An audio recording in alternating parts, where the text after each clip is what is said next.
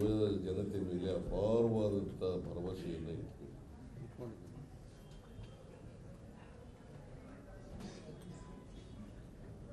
ಮತ್ತೆ ಈ ದೇಶದಲ್ಲಿ ವಿಜ್ಞಾನ ಮತ್ತು ತಂತ್ರಜ್ಞಾನ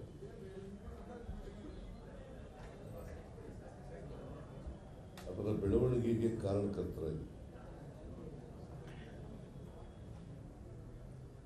ಮತ್ತೆ ಯಾವಾಗಲೂ ಕೂಡ ಸಾಮಾಜಿಕ ನ್ಯಾಯದ ಪರವಾಗಿ ಈ ದೇಶದಲ್ಲಿ ಬದಲಾವಣೆ ಆಗಬೇಕು, ಎಲ್ಲರಿಗೂ ಕೂಡ ಸಮಾನ ಅವಕಾಶಗಳು ಸಿಗಬೇಕು. ನಾವು ಸಂವಿಧಾನದಲ್ಲೂ ಕೂಡ ಅದನ್ನು ಹೇಳ್ಕೊಂಡಿದ್ದೀವಿ. ಯಾವುದೇ ಜಾತಿ, ಧರ್ಮ, ಭಾಷೆ, ಪ್ರಾದೇಶಿಕತೆ ಎಲ್ಲೇ ಇದ್ರೂ ಕೂಡ ಭಾರತೀಯರು ಒಗ್ಗಟ್ಟಾಗಿರಬೇಕು ಮತ್ತು ಎಲ್ಲರಿಗೂ ಕೂಡ ಸಮಾನ ಅವಕಾಶಗಳು ಸಿಗಬೇಕು. ಇದರ ಕನಸನ್ನು ಕಂಡಿದೆ. ಅದರಲ್ಲಿ ವಿಶೇಷವಾಗಿ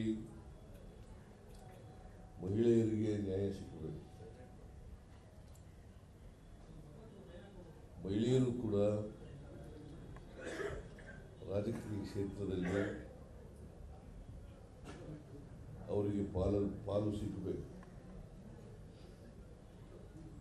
ಆಗ ಮಾತ್ರ ಸಮಾಜದಲ್ಲಿ ಸಮಾಜ ನಿರ್ಮಾಣ ಮಾಡಲಿಕ್ಕೆ ಸಾಧ್ಯ ಆಗುತ್ತೆ. ಹಾಗಾಗಿ 73, 74 ತಿದ್ದುಪಡಿಗಳನ್ನು ಸಂವಿಧಾನಕ್ಕೆ ತಗಬಂದರು. 73, 74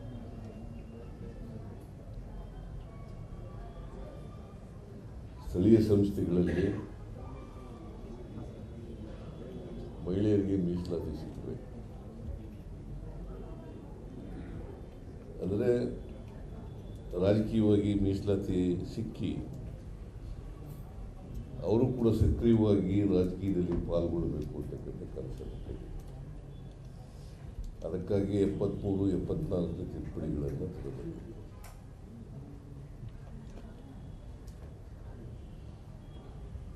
ಬಹುಶಃ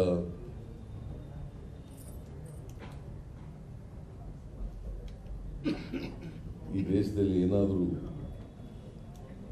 ಮಹಿಳೆಯರಿಗೆ ರಾಜಕೀಯದಲ್ಲಿ ಪಾಲು ಸಿಕ್ಕಿದರೆ ಸ್ಥಳೀಯ ಸಂಸ್ಥೆಗಳಲ್ಲಿ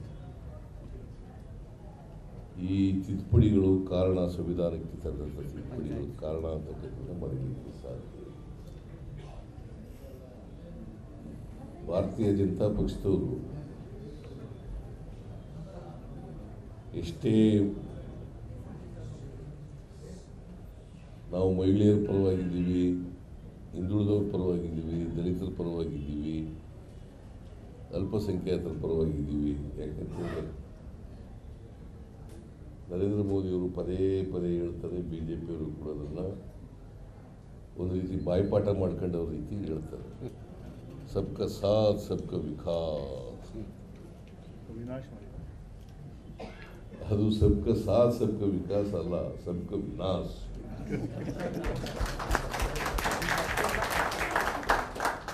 ಯಾವತ್ತೂ ಕೂಡ ಅವರು ಬಡವರು, ದಲಿತರು, ಹಿಂದುಳಿದವರು, ಅಲ್ಪಸಂಖ್ಯಾತರ ಪರವಾಗಿರಲಿಕ್ಕೆ ಸಾಧ್ಯನೇ ಇಲ್ಲ.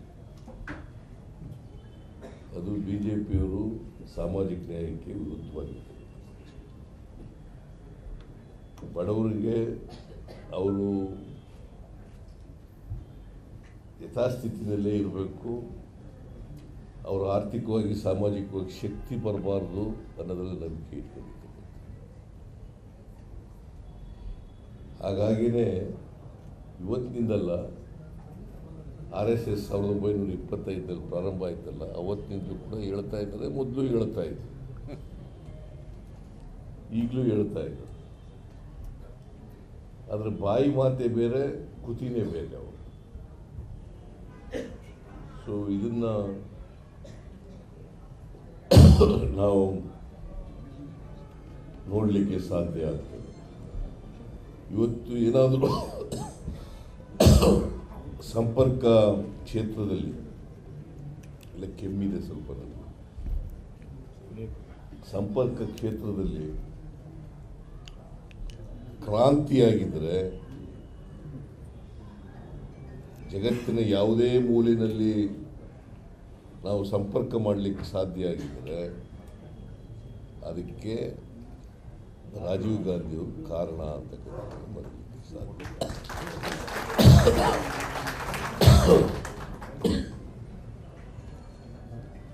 ರಾಜೀವ್ ಗಾಂಧಿಯವರು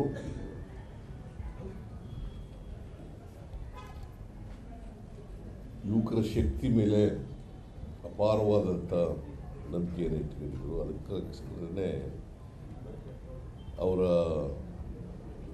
ಚುನಾವಣೆಯಲ್ಲಿ ಅವರ ವಯಸ್ಸನ್ನು 18 ವರ್ಷಕ್ಕೆ ತಗೊಂಡ್ರು. 21 ಇತ್ತು, 21ರಿಂದ 18ಕ್ಕೆ ತಗೊಂಡ್ರು. ಯಾಕಂದರೆ ಅವರು ಚುನಾವಣಾ ಪ್ರಕ್ರಿಯೆಯಲ್ಲಿ ಪಾಲ್ಗೊಳ್ಳಬೇಕು ಯುವಕರು, ಆ ಮೂಲಕ ದೇಶದಲ್ಲಿ ಬದಲಾವಣೆಯನ್ನು ತರಬೇಕು ಅಂತೇಳಿ ಯುವಕರಿಗೆ ಅವರ ವೋಟಿಂಗ್ ರೈಟ್, ಮತದಾನದ ಹಕ್ಕನ್ನು 18 ವರ್ಷಕ್ಕೆ ಕೊಟ್ಟವರು ರಾಜೀವ್ ಗಾಂಧಿಯವರು. ಆದರೆ ದುರದೃಷ್ಟವಶಾತ್ ಅವರು ಇನ್ನೂ ಇರಬೇಕಾಗಿತ್ತು ದೇಶದಲ್ಲಿ ಬದಲಾವಣೆ ಕಾಣಬೇಕಾದ್ರೆ ಬರೀ 5 ವರ್ಷಗಳು ಮಾತ್ರ ಅವರು ಪ್ರಧಾನಮಂತ್ರಿ ಆಗಿದ್ದರು. ಅವರು ಇದ್ದಿದ್ದರೆ ಈ ದೇಶದಲ್ಲಿ ವಾಸ್ತವಿಕವಾಗಿ ಬದಲಾವಣೆ ಆಗೋದು. ಅತ್ಯಂತ ಪ್ರಾಮಾಣಿಕ, ದೂರದೃಷ್ಟಿ ಇದ್ದಂಥವರು,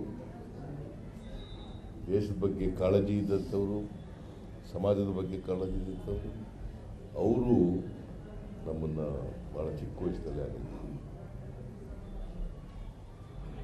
ದೇವರಾಜ ಅರಸರವರು ಕೂಡ ಸುಮಾರು 2072ರಿಂದ 80ರವರೆಗೆ ಈ ರಾಜ್ಯದ ಮುಖ್ಯಮಂತ್ರಿಯಾಗಿ 72ರಿಂದ ಭಾಳ ದೀರ್ಘಕಾಲ ಈ ರಾಜ್ಯದ ಮುಖ್ಯಮಂತ್ರಿಯಾಗಿ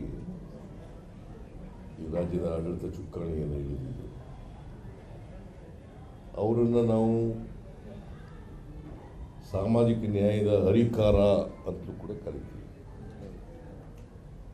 ಯಾಕೆಂತಂದರೆ ಅವನೂರು ಆಯೋಗವನ್ನು ರಚನೆ ಮಾಡಿ ಹಿಂದುಳಿದವರಿಗೆ ಮೀಸಲಾತಿಯನ್ನು ಕೊಟ್ಟವರು ಶಿಕ್ಷಣದಲ್ಲಿ ಮತ್ತು ಉದ್ಯೋಗದಲ್ಲಿ. ಆಮೇಲೆ ಸಮಾಜದ ಕಡೆಯ ಮನುಷ್ಯನಿಗೂ ಕೂಡ ಯಾರು ನಿರ್ಲಕ್ಷ್ಯಕ್ಕೆ ಒಳಗಾಗಿದ್ದರು, ಹಿಂದುಳಿದವರು, ದಲಿತರು, ಅಲ್ಪಸಂಖ್ಯಾತರು, ಅವರನ್ನು